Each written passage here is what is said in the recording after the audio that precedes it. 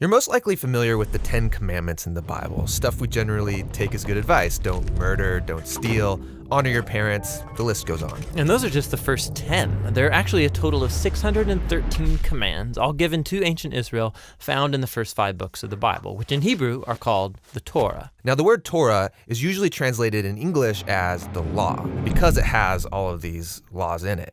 And as you read through them, you wonder, am I supposed to obey some of these, all of these? I mean, what's the purpose of the law? Well, that translation is kind of confusing because while the Torah has laws in it, the book itself is fundamentally a story about how God is creating new kinds of people who are fully able to love God and love others. And when Jesus taught about the Torah, he said that he was bringing that story to its fulfillment.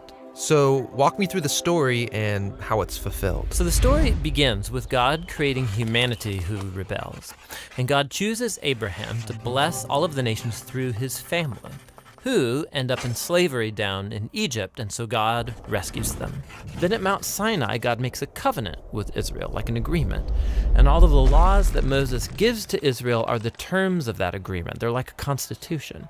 And so some of the laws, they're about rituals and customs that set Israel apart from the nations. Other laws are about social justice or morality. And by following these, Israel would show the other nations what God is like.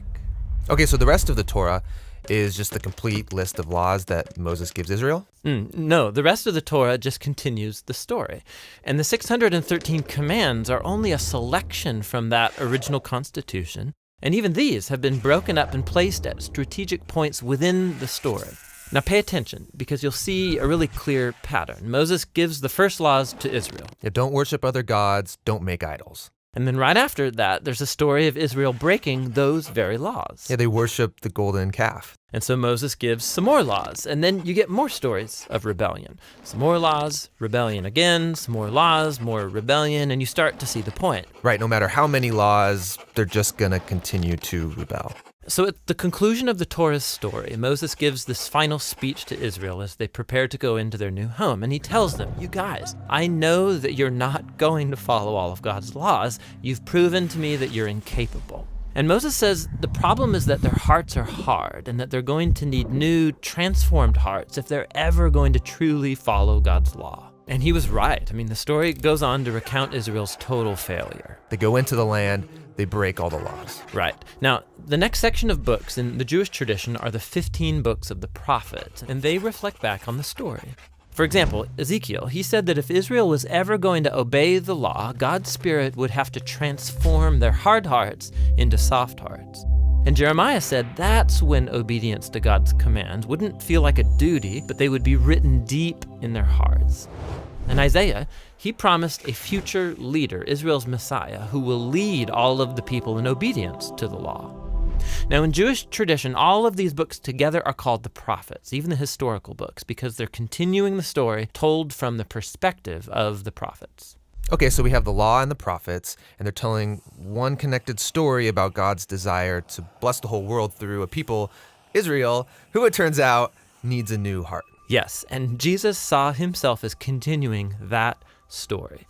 So he agreed with the law and the prophets when he taught that it's out of the human heart that come the most ugly parts of human nature. It's like the default setting of our hearts is opposed to God's law.